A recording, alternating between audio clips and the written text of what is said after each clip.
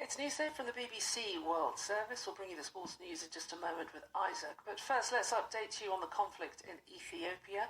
And government forces say they have recaptured the strategic towns of Dessie and Kombolcha from Tigrayan rebel forces. Last week, the Ethiopian army said they had recaptured the culturally important World Heritage town of Lalibela. So are government forces now on the front foot, and are the Tigrayan rebel forces being pushed back? Let's get an update from Ethiopian analyst Zacharias Zelalem. Welcome to Newsday. Tell us about these areas that the TPLF have lost. What's your understanding of what's been going on? Well, as you said, last week, Tigrayan forces lost the city of Lalibela, which is home to World UNESCO Heritage Sites, rock-hewn churches from the 15th century.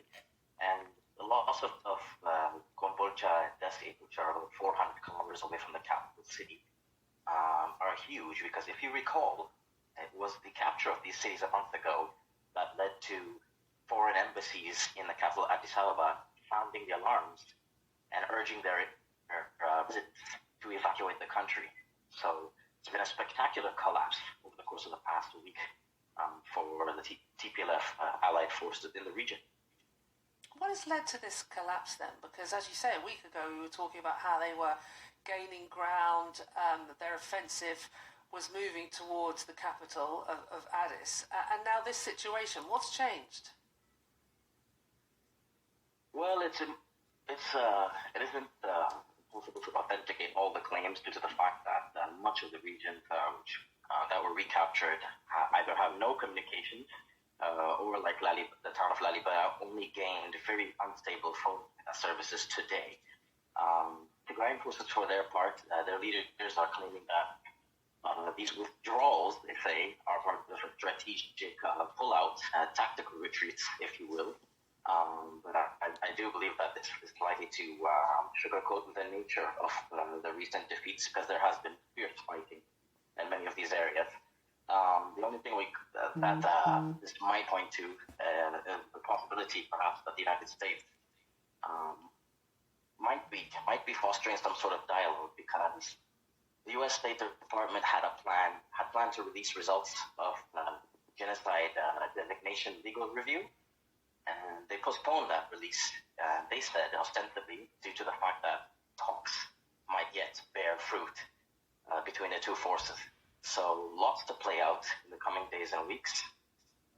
And do you think that is feeding into, obviously, the African Union trying to broker a ceasefire? You think the US is taking a key role in all of that? We know they have done to this point, but you think that is affecting what is happening on the ground now?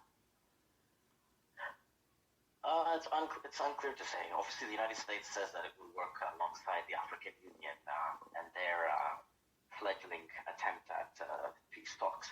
But what is clear, with the shrinking of much of the territory controlled by Tigrayan forces, is that there have definitely been multiple defeats and battleground setbacks by the Tigrayan forces in some towns. For instance, the town of Gashena, which was the site of very, very fierce fighting last week before Ethiopian troops captured these areas.